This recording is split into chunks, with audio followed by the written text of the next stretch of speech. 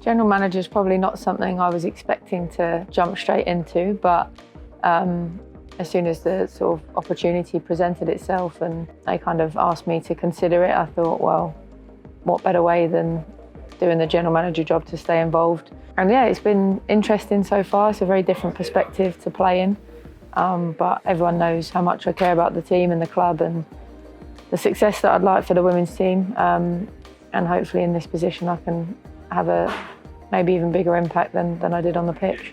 It's probably quite hard to define exactly what a general manager does because, as I've learned very quickly, it covers everything. So one minute I'll be sorting out kit for players and staff. The next minute I'll be in a meeting with a potential commercial partner to try and secure some products or sponsorship or whatever. And then it's arranging times and places to be for training, games, whatever. So it literally covers everything. The term general is pretty apt for the job. I think the players that we retained from last year added to the new ones. I think the squad is more than capable of competing at this level. And I think a lot of it, as we learnt last time, doesn't necessarily come down to who you put out on the pitch, but the people as people rather than the players, if that makes sense. So the characters we're bringing in, the characters we've got, we're not under any illusions. We don't think we're just going to go up and everything's going to be easy. We got used to winning games most weeks last season. We know that's not likely to be the case all the time in the Championship, but at the same time, we're not just looking at it as we're trying to survive. Like that's not, we're aiming higher than that. We want to establish ourselves at this level.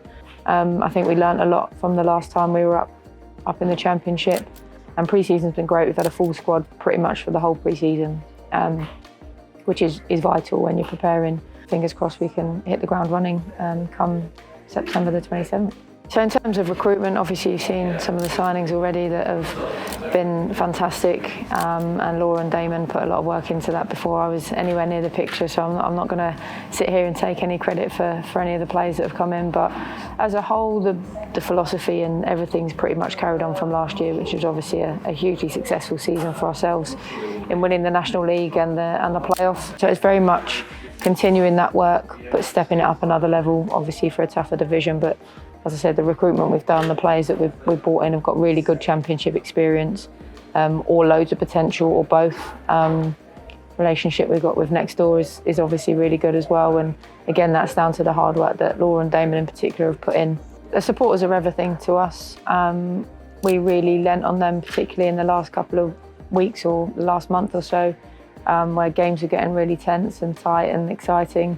The crowd that came to the playoff final was unbelievable. They were there, they turned out in their numbers, and we're going to need them again, and even more so this year. So hopefully get behind us, come along and support, and hopefully we can do you proud again.